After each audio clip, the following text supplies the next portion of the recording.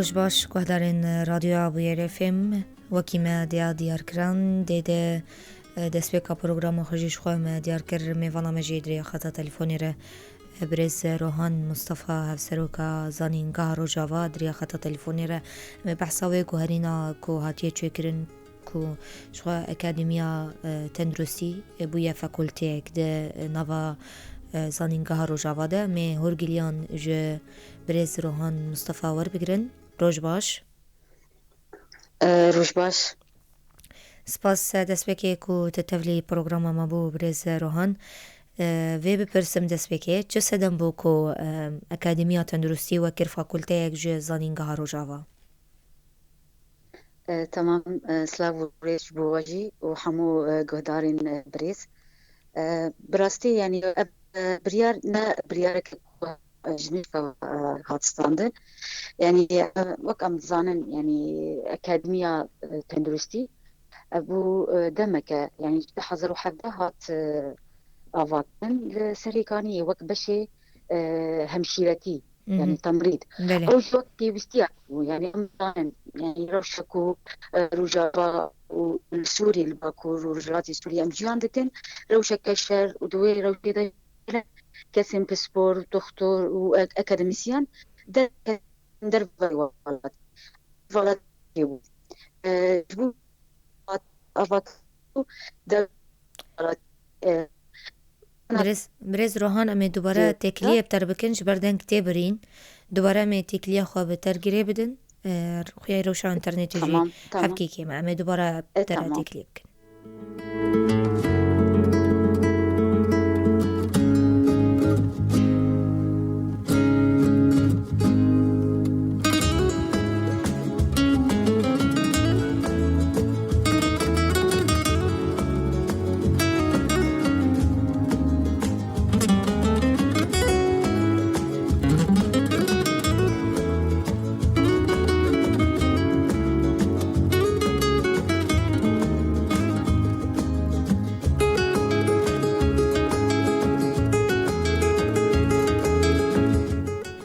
ولی گهدارین رادیو آبویر فیلم تماشاونین و دوباره سلاف بونوا برز روحان ام دنگیت دویزن بله دوباره روز باش برز روحان بله برز روحان تو دنگی ما دویزه دنگیت بس کیمه دکار بفکریم ای کنترلی بله دنگ ها باشه باشه سدمین کو اکادمیا تندرستی بو شاغن روجاوا زانینگاه روجاوا براستي يعني وقت زانين وقت ما قلت يعني ده حضروا حفظان أكاديمية تندرستي هات أفاكرن أو جبو بيوستيا جواكي بيوستيا هرمي بكادروين بسبور دواري همشيرتي ودكتوري يعني وكان زانن دمي شردا قالك كاسم بسبور وأكاديميسيان دركاتن درفاي ولات أو جي فلاتيك أفاكر جبوجي وك داقرتنا في فالاتية اف اكاديمي هات فاكرن وسيستمك وي افابو وذات ده حضروا حجدان وك بشي بجشكيجي يعني بابو ونها سي دورين بجشكيجي خواندكار دخينن صالايك دوسي لي بشتي فان سالين كو درباس بونو تجربة في أكاديمية بيوستي هاد ديتن كو إيدي بأوايكي أكاديميك ووك زانينجه بشك زانينجه بوجي دستايا تندرستي ودستايا پروردي بهفرة نقاش پیش خستن وقشتن انجامكي كو ايدي اف اكاديمي ببا بشك بشين زانينجها رجافا ارمان جاوه چیه کو ببا فاکولتهک لروجاوا وردا مزراندن هروها دروفا فاکولته نوې چاوه به ماهیت ساویم ببیجن راسته دمي ما قو بشك زانينجها روجافا يعني ياك جوي وك ما قوتي ياك هم وك زانينجها روجافا خلك خا پرورده يعني هن فرهدي كزيدادي كفاكولتي خا بشين جودا وام زانن يعني بشي بجيشكيجي بشك جي جرينجيا كوي هيجي جبو وك زانينجه جي هم جاليه دنجي وك ما قوتي يعني اف اكاديمي جبو روشن اورتا باوايكي مكثف دم كرد دكتوران وممرضان دربخن يعني او دمك بو جبو وجه يعني ايدي بلا او زانستين كو خندكار بستينن باوايكي ناف دولتي تشاوا ام بيجين بيفان اكاديميك غور زانينجهن جيهاني كو ببا فاكولتا او جيوينها وك ما قلتي بري دم كرد بو يعني 3 سال وهروها براتيك جي 3 سال ونيف خندكار درد كيفن وكاري بجشكي دكن نها وك زانينجها روجافا يعني وك فاكولتا كي زانينجها روجافا وإيدي سيستما زانينجهن دنيا يعني 6 سال وخندكار بخينن بشتي 6 سالة إيدي أجر أو إيجشتيه بشتي وإيدي تخصص اختصاص شبكة أو خندكار كاري خمنا خبر دوام بكي وتخصص خاص شبكة يعني شو مني برسا سالين خندني جي كربانا تبرسف دا جلو بشين فاكولتيا تندرستي شنا بسبوريت كي جانواران ديه نها وقافة يكي وك ما قوتي يعني ما وك بش يعني فاكولتا أفاكر إدي بدميرة دمي إدي صال يعني ببورن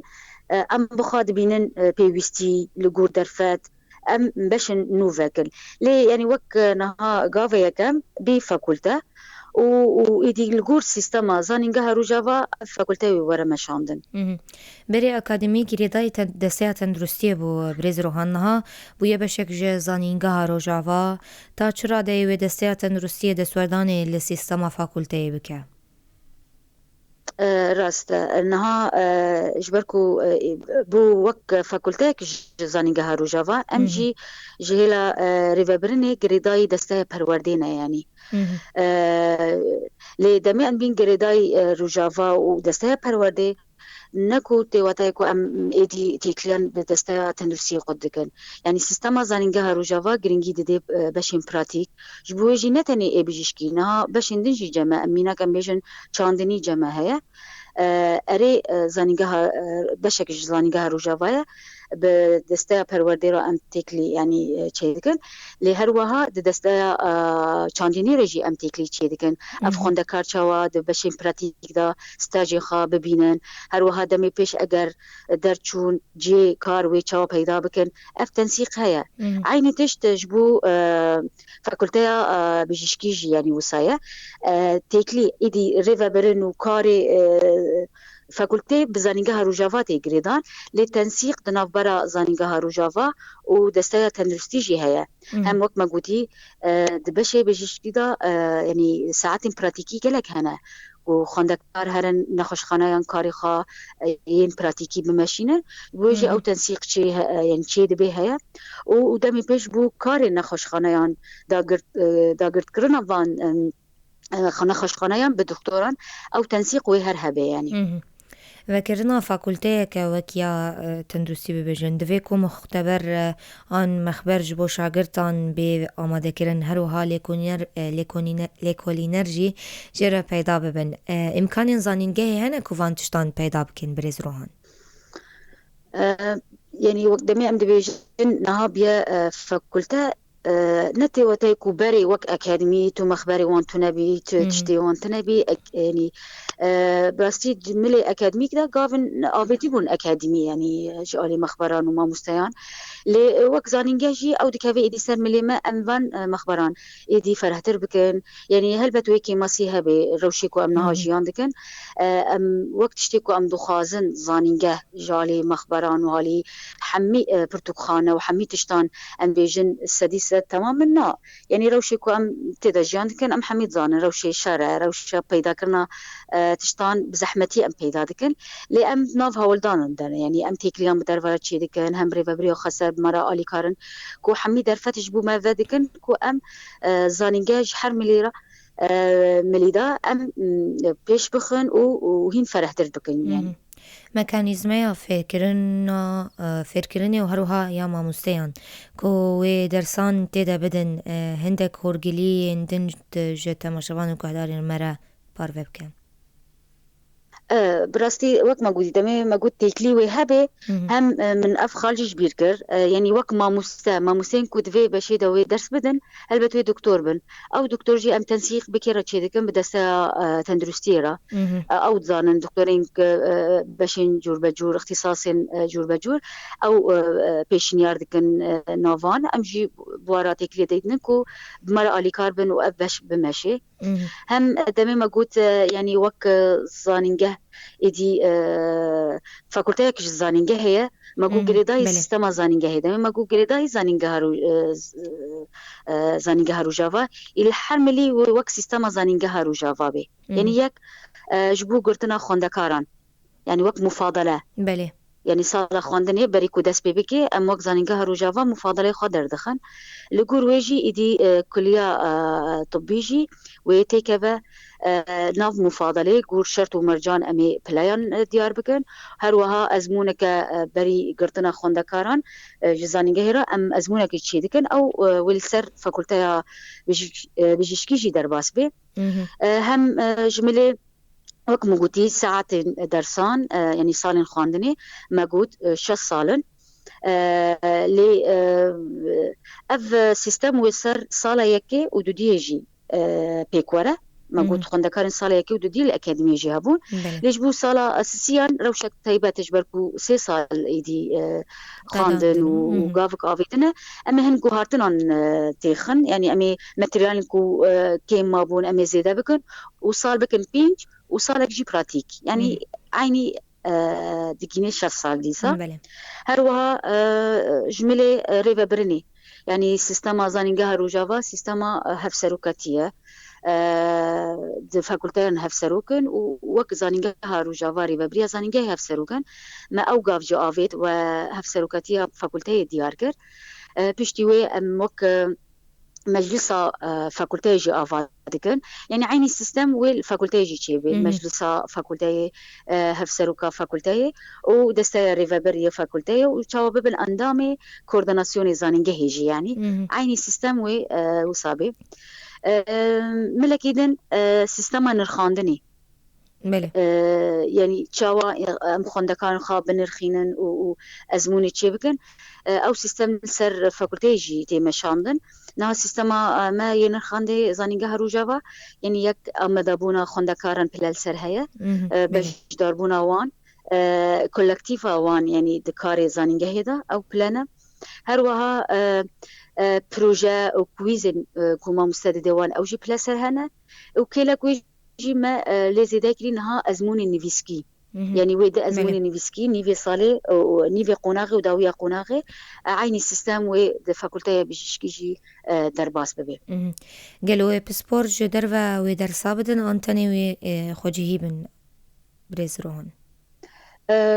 براستي اما وقت زانينجا هارو جافا ام ناف هولدان عندنا يعني كاسين بسبورك واستين اكاديميك بلند هبن ام تيكليان بيش دخن وبتيبا جيناها بروشانها ام تيدا وقت زانن روشا كارانتيني دركاتن قدخه مدوام جي ساكن عنديه بلكي وبيستي بيجي وقت زانينجا هارو جافا مدس بسيستما اونلاين كريا يعني امي قناغه دو يمين اونلاين او جي دبي درفتك كو ايدي ما مستين كود درفا نكارن ورن تكارن بريانها اونلاين درسان بدن خوندكاري ما طيبتنها ما مستين كو بكردي كاربن درس بدن بركونها هين أصلي خوندكاري ما آلي إنجليزي دا نكجتوي أصلي أم هولدن كو أصلي إنجليزي جي بيش بخن تانها قد خياها توچون يشخوا هيا وبروسسا خوندن الحمي باش نزانين جهي ناس بكين قالو كنجي ودرجهين خوفكن جبو قناغة دو يمين اما وقت زانينجا هارو جافا جبر في روشي يعني هين ما دس بيناكريا في حفتي بيشيما امي دس بقناغة دو يمين بكن او جي وقت مقو اني زمان يعني بريا سيستما اونلاين يعني برنامج جور بجور املي كلين دكن ادي خوندكاري ما مستمع جور في سيستمي خو امده بكن او جبو بشي ما فاكولتايا بشكيجي دربس دارجي او جي وقت بقوتي يعني جور روشي خوندكارو ما مستمع ام هولدن برنامج كو محاضر كريه کو بریا زندی به یان درسی خوا مامۆستا تۆمار بکەی داخی مالپەرا زانینگەهەیە وەک مالپەر جیما ئامادەکریە و دەرفەت چێ ببێ خوێندەکار تێکەوێ و سەمینەری خوا بستینێ و پرسێ وی هەبێ گروپن خوا ئاواکردنا هەر بەشێک ji bo xwendekar û mamoste di nav têkiliyan de be. Gelo qedexeya hatûçûnê gel heyama wê dirêj bike wê ji bona ezmûnan çi planên we hebin? Bi rastî ew rewş zetin hîn em nîqaş dikin û rew jî ne diyar e yanî niha gava yekem wek me gotî yanî ev sîstema online wê berdewam bike eger ev biryara qedexekirina derketinê ji ber ku piraniya xwendekarê me li Kobaniyê û li Şehba û li Helebê ne yanî anîna wan ji nûva Qamişlo û destpêkirina perwerdê wê bibe pirsgirêk ji bo wê jî online em dest pê dikin û ji bo sîstema yanî ezmûnan jî ew nîqaş hîn têkirin yanî gelek sîstemin di tecrübeyên cîhanê em dişopînin yanî karin bawayekî ewle ezmûnên xwe jî biriya online jî pêk bînin yanî hîn nebûye biryar lê em hîn di nav lêkolînan de ne eger biryara qedexekirinê jî hat sekinandin em binin belkî ezmûnên xwe birên yanî zindî yanî xwendekar jî hebin ne ku online bê ew nîqaş hîn têkirin yanî. Di dawî de spas bona te Birêzirohan Hevseroka Zanîngeha Rojava gotinek dawî gêr peyama te ji bona xwendekarin. Spasiya we dikin ku ew derfet jî wedan Belê ji xwendekar û gelê xwe re bînin ziman û em dibêjin yanî ji bo xwendekarê xwe jî bigiştî belkî gelek xwendekarê me ketin nav vê tirsê wê ji xwandinê qut bibin yanî ji bilî rewşê şer niha ev rewşa nexweşiya korona jî belav bûye û dibe pirsgirêk ji bo xwendekarê me ji bo wê jî em wek zanîngeh em nav hewildanan de ne ku em xwendekarê xwe bê xwandin bê perwerde nehêlin û sîstemê ku em ê ava bikin ku em ê rewşê hemûyan berçav jî derbas bikin rewşa înternêtê rewşa kehrebê rewşa hemî xwendekarê xwe yanî em ê hewildin gûr vê rewşê heyî ku derfetan bidin xwendekarê xwe ku ji xwendinê xwe qut nebin. Spas Birêzirohan Mustafa Hevseroka Zanîngeha Rojava. Bimînet xweşiyê de guhdar û şopînerên radyoya Bûyerê FM xeleka xwe ya mayî jî berdewam dikin li bendî me bin.